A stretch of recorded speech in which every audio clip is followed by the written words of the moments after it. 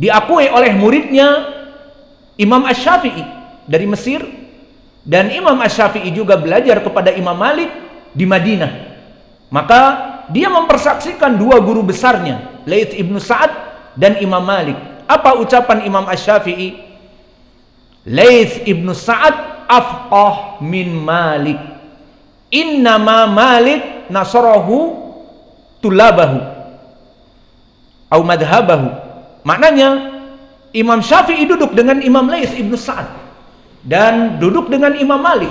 Dia akui Imam Malik lebih faqih daripada Imam Laits ibnu Sa'ad lebih faqih daripada Imam Malik. Ini pengakuan muridnya yang belajar dengan keduanya. Laits ibnu Sa'ad lebih faqih dari Imam Malik. Namun kenapa Malik yang terkenal? Madhab Imam Malik karena dia mengajar dan terus mengajar. Berbeda dengan Imam Laits.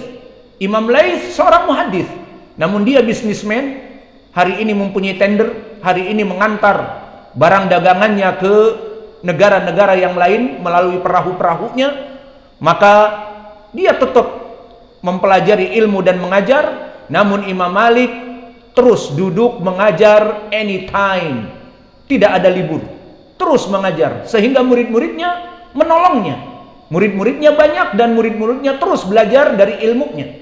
Maka ini keutamaan seorang dai yang dia terus belajar, terus mengajar. Seperti Syekh kami Mukbil, terus belajar mengajar. Bahkan kita muridnya yang bosan. Hari Id, pagi tadi misalnya, sekarang hari Id, pagi tadi dia ceramah, khutbah Id. Maka alhamdulillah makan daging kambing dan sebagainya, sarapan. Maka duhur setelah sholat dia berdiri dan duduk di kursi agungnya, singgasananya. Qala al-Imamul Bukhari rahimahullahu ta'ala, membuka kitab Sahih Al-Bukhari, atau biasanya jadwal duhur itu tafsir Ibnu Katsir. Qala Imam Ibnu Katsir rahimahullah. Maka kita kaget, ya Allah, hari Id ya Syekh. Maka ucapan Syekh kalau ditanya seperti itu, hari Id ya Syekh, libur. Maka dia katakan, darsuna iduna, pelajaran kami adalah hari Id bagi kami. Kita bahagia hari Id. Begitupun dengan belajar, menuntut ilmu, mengajari manusia kepada kebaikan, itu adalah kegembiraan bagi kami. Maka alhamdulillah kita bersyukur kepada Allah, belajar dengan singa sunnah yang rajin belajar dan mengajar. Maka kita pun di sini di Ma'had Mukbil Al-Wadi'i, di Masjid Imam Mukbil, kita pun tidak ada liburnya. Kita belajar terus, tidak ada liburan semester, tidak ada liburan naik kelas. Terus selesai dari kitab, masuk kepada kitab yang lain, selesai dari kitab, masuk kepada kitab yang lain. Allah yarham Syekh Mukbil. Maka begitulah keadaan Imam Malik.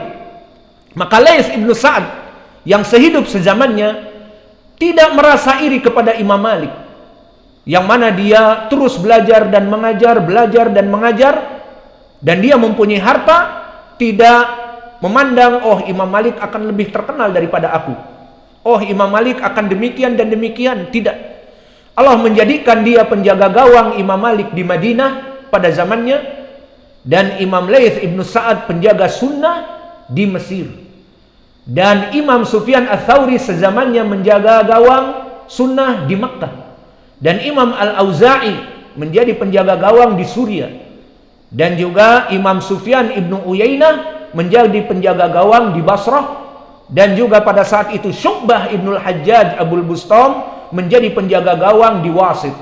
Maka semua negeri dipegang oleh ulama pada zaman keemasan Itba'ut Tabi'in. Di antaranya antara Imam Malik dengan Laits, cerita kita. Maka tidak ada para ulama yang saling menjegal. Dari keutamaan Laits ibnu Sa'ad, karena dia mempunyai harta yang banyak, apa dia katakan kepada Imam Malik? Imam Malik, duduk belajar mengajar, jangan masuk ke perdagangan, biar aku yang menginfakkan kamu.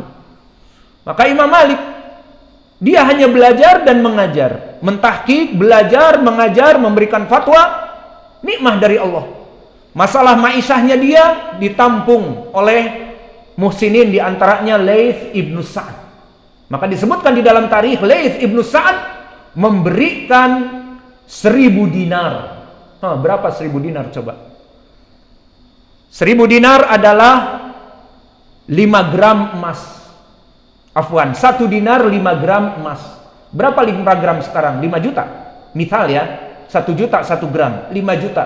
5 juta kali 1000. Berapa? 5 miliar. Itulah infak yang diberikan oleh Laits ibnu Sa'ad kepada Imam Malik agar jangan jalan berdagang di pinggir jalan, berdagang bisnis online di zaman now. Jangan disibukkan dengan itu. Ngajar bas. Murid kamu tentram dengan kamu dan kamu mengajar. Lihat bagaimana sesama muhaditsin, sesama dai ilallah.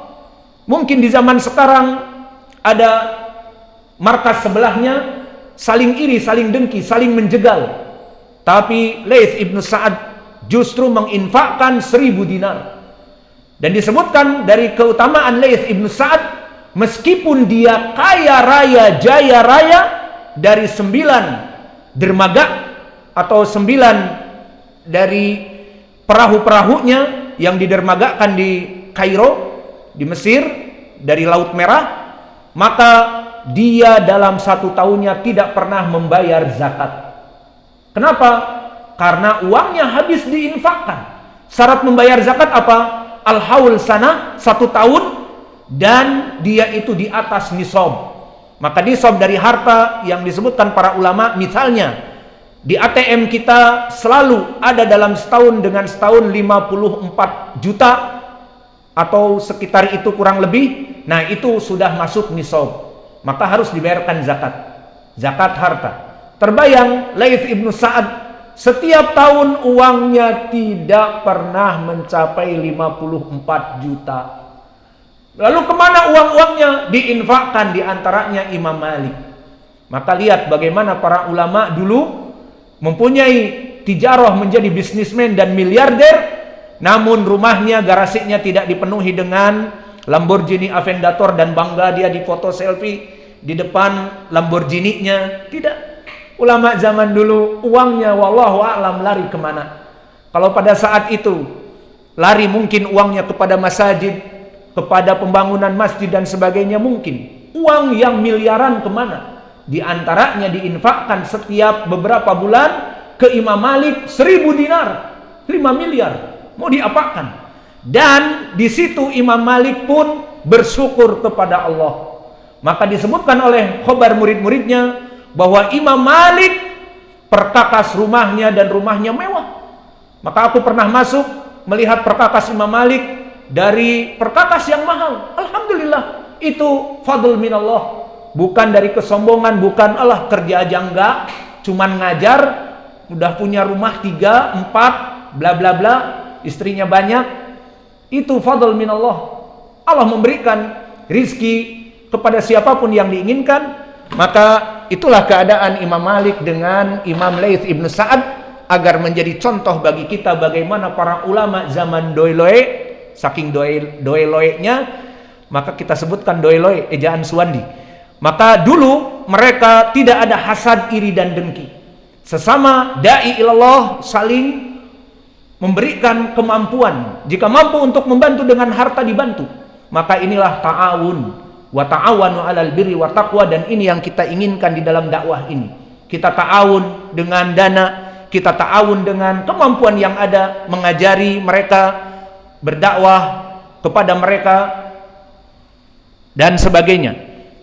Selesai dari Laits ibnu Sa'ad, maka Imam Malik dan Laits ibnu Sa'ad itulah ceritanya. Dan yang bisa kita ambil, mereka saling membantu dalam berdakwah.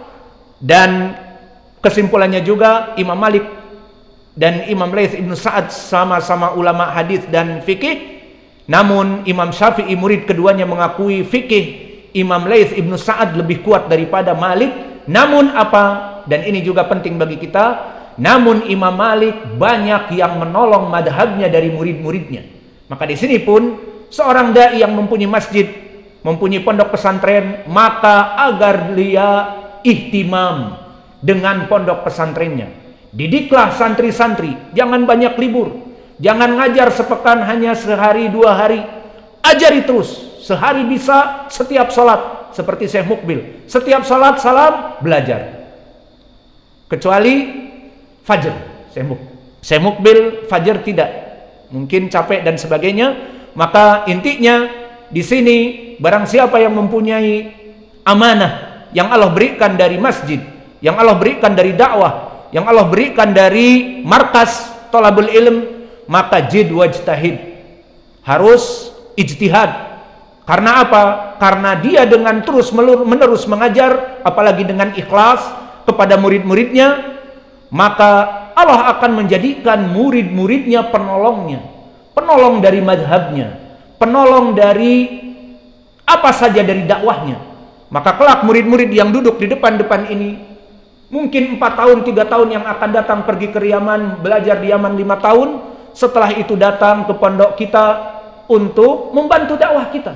Maka yang tadinya duduk di depan, dia akan duduk seperti kita di sini dan mungkin lebih baik dari kita, dan itu yang kita harapkan. Maka berdakwah seperti itu untuk Allah, dan Allah menjadikan seperti Syekhul Islam dari dakwahnya yang ikhlas. Siapa murid-muridnya? Imam Ibnu Katsir, ahli tafsir dan juga ahli tarikh. Imam Az-Zahabi, ahli sirah dan juga ahli hadis dan juga ahli rijal. Kitab-kitabnya Syiar A'lamun Nubala, Tarikhul Islam, semuanya tentang rijal. Dan juga Imam Ibnul Qayyim. Siapa tidak kenal Imam Ibnul Qayyim, ahli akidah dan ahli tib di zamannya.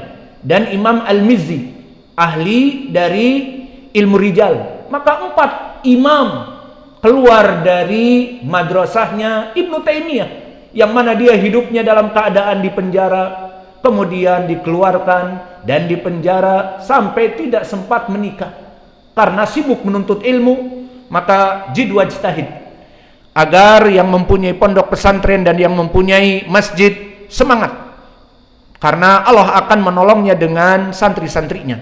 Kembali kepada hadis, tidak apa-apa meluas sedikit, namun ada faidah.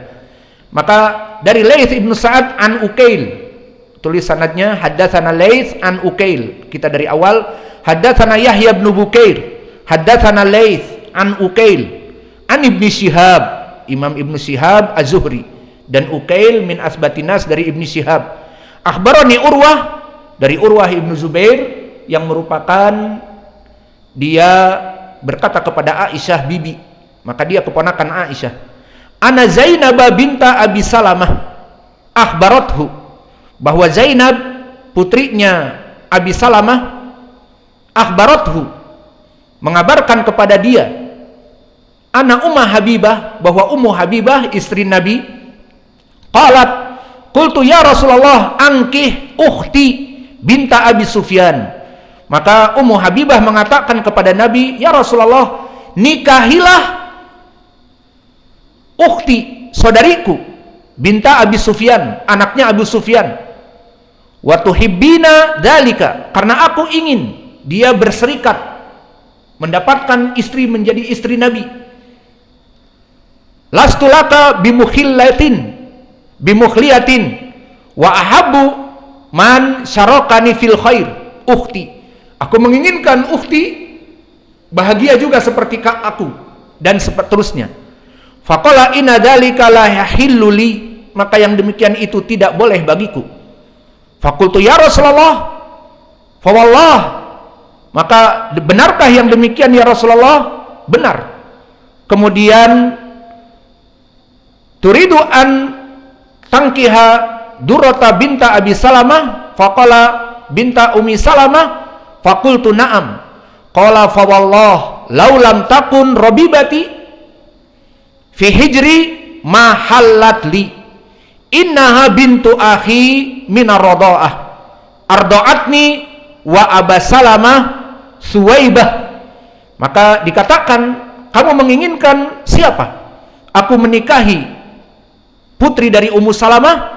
Maka Nabi Muhammad menikah dengan istrinya Abu Salamah, yakni Ummu Salamah. Maka bagaimana aku menikahi putrinya Ummu Salamah? Maka di sini Rabibah, putri dari janda, maka termasuk dari mahram seperti hadis ini. Dan yang kedua, minar radha'ah, dan juga termasuk dari rodoah, dari susuan. Karena ardoatni